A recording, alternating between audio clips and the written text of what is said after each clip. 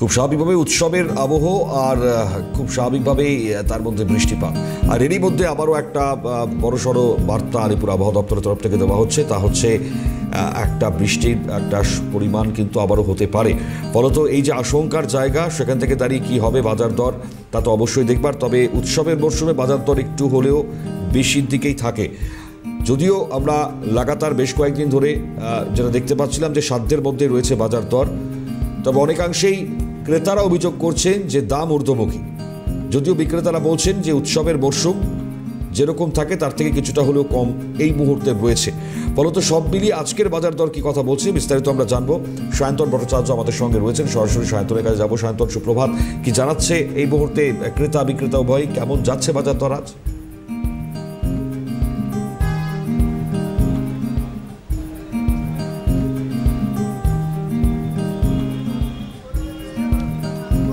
দেখো, আমি এই মুহূর্তে রয়েছি বর্ণপরিচয় মার্কেটে এবং আমরা জানি যে গত কয়েকদিনের বৃষ্টিতে পুরো বানবাসী অবস্থা ছিল এই কলেজ স্ট্রিট চত্বরে, এবং আজকে এখানে আমরা দেখতে পাচ্ছি বাজার বসেছে এবং সামনেই পুজো রয়েছে এবং পুজোর মধ্যে আমরা কিন্তু প্রবেশ করে গিয়েছি।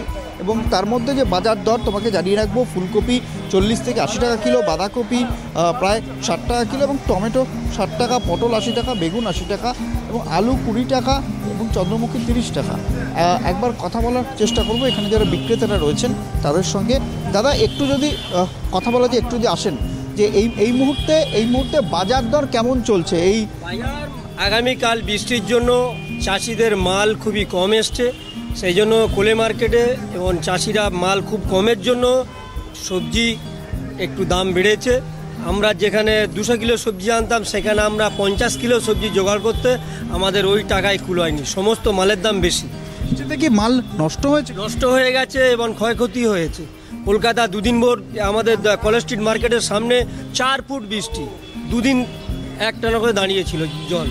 আমাদেরও কাস্টমার আসেনি, মালপত্র নষ্ট হয়ে গেছে। আজকে আমরা মাল কিনতে গেছি, ওখানে মালের দাম প্রচণ্ড হারে বেশি। টমেটো আমাদের ওখানে কেনা পড়ছে আপনার 50 টাকা, যেমন পটল কেনা পড়ছে আমাদের ওখানে 60 টাকা, গাজর কেনা পড়ছে 60 টাকা, বাঁধাকপি কেনা পড়ছে 40 টাকা কোলে মার্কেটের দাম। আমরা এবার গাড়ি ভাড়া নিয়ে আমরা কিলোয় 8 টাকা 7 টাকা 10 টাকা রেখে বিক্রি করছি। আমাদের গাড়ি ভাড়া আছে, আনতে খরচা আছে, কস্টিং ভাড়া আছে। পুজোর মুখে যে দাম বৃদ্ধি, এটা কমবে কবে? এটা এখন পুজোর পরে, এটা ছট পুজো কালী পুজো হয়ে গেলে তারপরে কমবে, এর আগে আর কিছু কমবে না। এই যে বৃষ্টি হয়ে গেছে, বিভিন্ন তো চাষের ক্ষয়ক্ষতি হয়ে গেছে, সামনে পুজো এসে গেছে, এখন আর মালের দাম কমবে না, আসছে কম, খুবই কম। আগের বন্যায় নষ্ট হয়ে গেছে, সেই জন্য এখন যা আসছিল তার দামটা বেশি। চাষিদের তো পড়তা হচ্ছে না, বিভিন্ন ওদের লেবার খরচা, সার, বিষ, সবের জাতীয় জিনিস খরচা করে ওরা তো সেইটা ওদের পেট চালানোর জন্য ওরা তো চাষবাস করছে, কিন্তু ওদের লোকসান হয়ে যাচ্ছে, চাষিদের লোকসান হয়ে যাচ্ছে। আমরা তো চাষবাস করি বিভিন্ন, আমরা দেখছি যারা বড় বড় চাষি। দেখো, এই মুহূর্তে যে চিত্রটা আমরা দেখতে পাচ্ছি, যে দাম সেটা কিন্তু কার্যত যারা সাধারণ মানুষ তাদের নাগালের বাইরে চলে যাচ্ছে এবং এক্ষেত্রে বৃষ্টিকে দায়ী করছেন এখানকার ব্যবসায়ীরা। বৃষ্টির জন্য মালের যোগান কমে যাচ্ছে, যার ফলে কিন্তু দাম অনেকটা বেড়ে যাচ্ছে। একবার এখানে আমরা দেখতে পাচ্ছি ক্রেতারা রয়েছে, তাদের সঙ্গে একবার কথা বলি। দাদা, এই যে গত কয়েকদিন ধরে যে মার্কেটের দাম, তাতে কি মনে হচ্ছে দাম কি অনেকটা বেড়ে গেছে? এখন তো সবই কিন্তু মনে হচ্ছে বেশি হচ্ছে ক্রমশ।